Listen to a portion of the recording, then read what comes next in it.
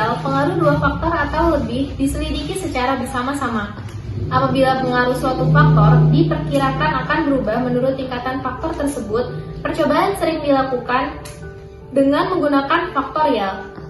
Ciri khas dari rancangan faktorial adalah susunan perlakuannya terdiri dari kombinasi lengkap antara tingkatan faktor-faktor yang diteliti. Dengan perlakuan semacam itu, memungkinkan pula bagi peneliti untuk mempelajari pengaruh faktor yang satu pada tiap tingkat faktor yang lain, atau dikenal sebagai pengaruh interaksi. Rancangan acak kelompok (RAK) banyak digunakan di bidang pertanian, peternakan, dan sosial ekonomi.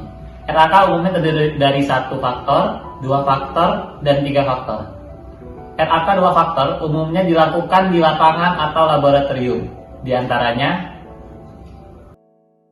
pengaruh jenis varietas yang lama waktu penyimpanan terhadap keragaman tumbuh benih jagung, pengaruh dosis pemupukan dan kerapatan tanaman terhadap hasil tanaman jagung, pengaruh kombinasi takaran kotoran sapi dan varietas terhadap emisi dan metan padi, pengaruh konsentrasi hidrogen peroksida dan lama waktu desinfeksi terhadap jumlah bakteri E. coli, pengaruh jenis kemasan dan promosi iklan terhadap tingkat penjualan benih jagung hibridra. Misalnya, sebuah penelitian dilakukan untuk mengetahui pengaruh varietas dan lama waktu penyimpanan terhadap persentase biji tumbuh. Penelitian terdiri atas dua faktor. Faktor pertama adalah jenis varietas yang terdiri dari 4 varietas, yaitu varietas A atau VA, varietas B atau VB, varietas C atau VC, dan varietas D atau VD. Faktor kedua adalah lama waktu penyimpanan benih yang terdiri dari 3 taraf, yaitu 0 bulan atau P0, 6 bulan atau P6, dan 12 bulan atau P12.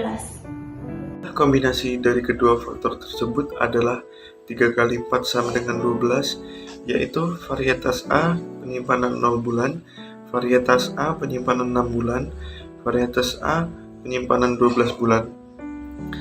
Varietas B penyimpanan 0 bulan, varietas B penyimpanan 6 bulan, varietas B penyimpanan 12 bulan, varietas C penyimpanan 0 bulan, varietas C penyimpanan 6 bulan, varietas C penyimpanan 12 bulan, dan seterusnya. Apabila setiap kombinasi diulangi 3 kali sebagai kelompok atau blok, maka total unit percobaan adalah 3 kali 4 kali 3 sama dengan 36 unit percobaan. Selanjutnya, dilakukan pengacakan pada setiap blok. Oleh sebab itu, jumlah pengacakan yang dilakukan sebanyak jumlah kelompok, yaitu 3 kali, dan setiap balok tidak muncul perlakuan yang sama. Contoh soal, seorang peneliti melakukan percobaan pada peningkatan biji kacang dalam 1/4 hektar. Ulangan dilakukan 4 kali untuk masing-masing faktor kombinasi perlakuan. Kerjakan soal tersebut menggunakan rancangan acak kelompok faktorial. Jadi jawaban dari soal yang telah diberitahu oleh teman saya sebelumnya, dalam mengerjakan soal tersebut menggunakan SAS, yaitu seperti ini. Pertama kita tulis menulis kode dengan nama kode data. Kita namakan data tersebut kelompok 5. Jangan lupa setelah itu kita tutup dengan titik koma.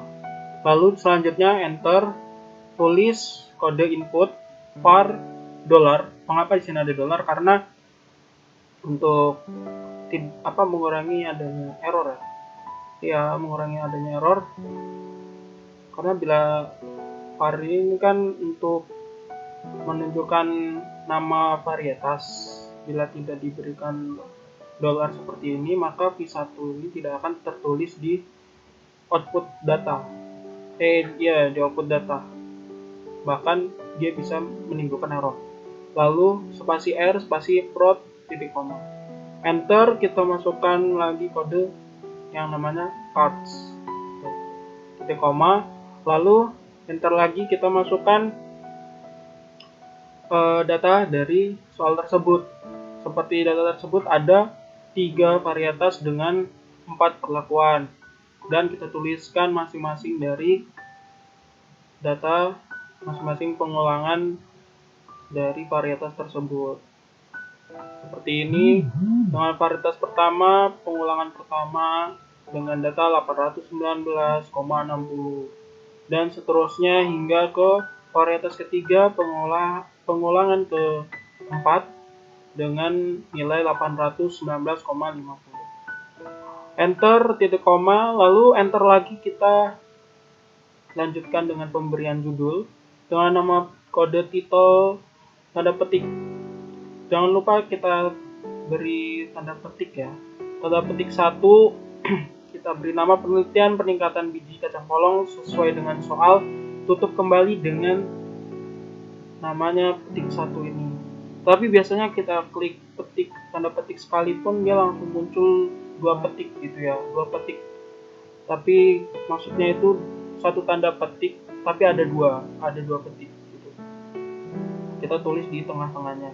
Jangan lupa ditutup kembali dengan titik koma.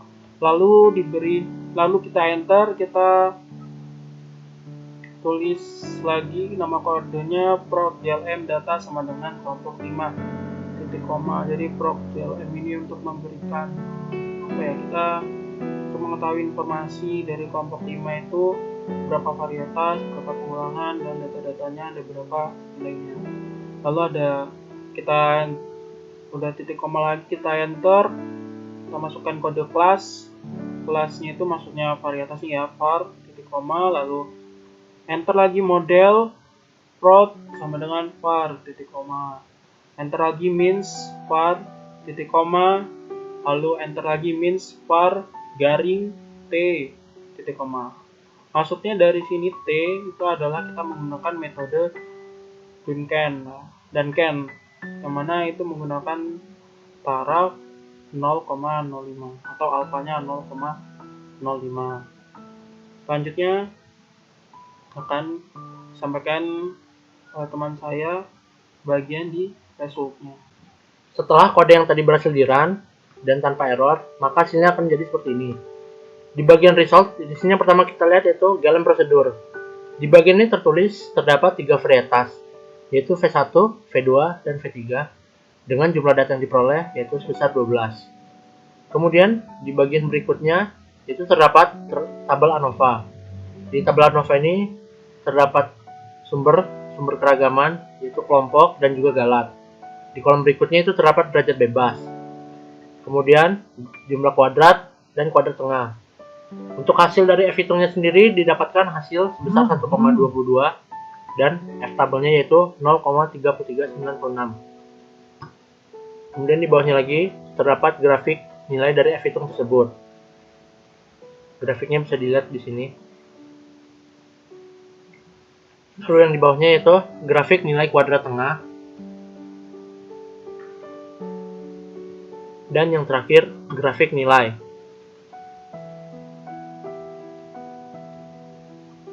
Dan di sini adalah hasil dari perhitungan dengan menggunakan metode Duncan dengan alfa 0,05 atau 5%. Dan di bawahnya terdapat grafik yang didapatkan menunjukkan bahwa V2 lebih besar dari V1 maupun V3. Dan kesimpulannya yaitu terdapat perbedaan signifikan dan perbedaan dari variabel ini diterima. Sekian dari saya, terima kasih.